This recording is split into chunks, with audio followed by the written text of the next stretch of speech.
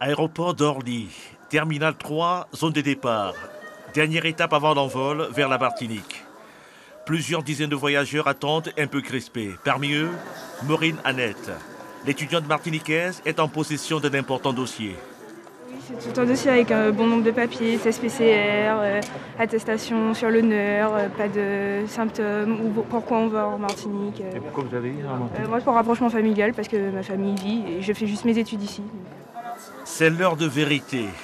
Au guichet de contrôle de la police frontière, Maureen Annette remet les documents qui prouvent le caractère impérieux du motif de voyage.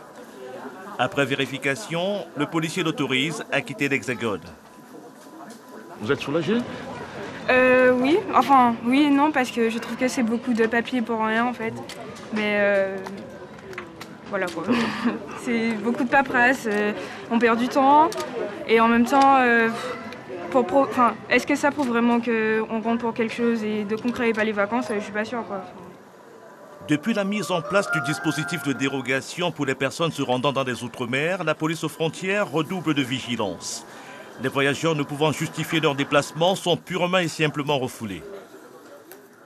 Donc pour la police aux frontières à Orly, ça correspond à environ 30 à 35 refus d'embarquement par jour sur, on va dire, entre 10 à 15 000 passagers qui fréquentent l'aéroport par jour. Aujourd'hui, on peut vraiment dire que l'ensemble des voyageurs qui sont sur nos lignes aériennes sont absolument, aptes et valides pour du voyage et qui correspondent en tout point aux attentes de la réglementation. Les voyageurs en provenance des Outre-mer sont eux aussi soumis à un contrôle strict. Vous venez de quelle destination? Pointe-à-Pitre. Comme cette femme visiblement soulagée, Wilfried Palsy est de retour à Paris après avoir passé 10 jours aux Antilles. C'était un peu long à l'aller. C'est-à-dire que quand je suis parti, effectivement, il a fallu monter un dossier, expliquer les raisons, fournir les justificatifs, expliquer ce qui présentait les 2 tests, etc. Et j'avais quelqu'un qui était un peu suspicieux en face, mais finalement, c'est quand même passé. Yves Pinault a sa résidence habituelle à Pointe-à-Pitre, mais ce Guadeloupéen a une raison valable pour venir à Paris. J'ai une formation que je reporte depuis presque 1 an, donc j'étais obligé de la faire. Dans quel domaine?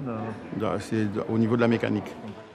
Les motifs impérieux pour se déplacer entre les Outre-mer et l'Hexagone figurent parmi les mesures mises en œuvre par le gouvernement pour freiner la circulation du virus sur l'ensemble du territoire français. Les voyageurs qui fournissent de faux justificatifs pour tenter de contourner la réglementation sont interpellés et poursuivis pour faux et usage de faux.